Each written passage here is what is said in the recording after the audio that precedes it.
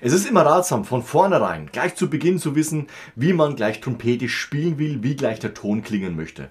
Habe ich zum Beispiel einen harten, lauten Einsatz, dann atme ich eher ein. Habe ich aber zum Beispiel eine lyrische, gesangliche Passage, das Ganze im Piano, Mezzopiano, dann atme ich auch eher ein. Das ist wie so ein Einstaunen, ne? Also es ist alles ganz weich und ganz offen, im Gegensatz zu dem vergleichbaren vorher, diesen.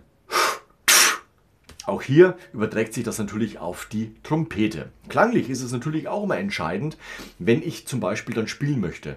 Was ist denn die definierte Lautstärke? Ist es wirklich dieses, schon vollkommen drüber gewesen, oder etwas leiser, aber dafür insgesamt vom Ton her runder? Also, wichtig ist, dass wir uns immer mit der richtigen Art und Weise vorbereiten, wie wir gleich musikalisch uns zum Besten geben. Und hier ist es eben auch wichtig, dass wir das auch beim Üben immer wieder berücksichtigen. Schnell mal die Trompete und ein paar Töne gespielt ist zwar ganz nett und man hat immer wieder etwas Ansatzgefühl, aber wenn man letztendlich dann in dieses Üben reingeht, also längere Passagen spielt, die zum Beispiel eben dann lyrisch und weich klingen sollen, immer darauf achten, dass man seinen Körper locker betätigt und das Ganze dann auch locker und weich befüllt. Im Gegensatz dazu, wenn ich jetzt zum Beispiel härtere Big Band Sachen spiele, die eben richtig zur Sache gehen, dann habe ich natürlich eine ganz andere Vorbereitung als eben bei dem vorher erwähnten.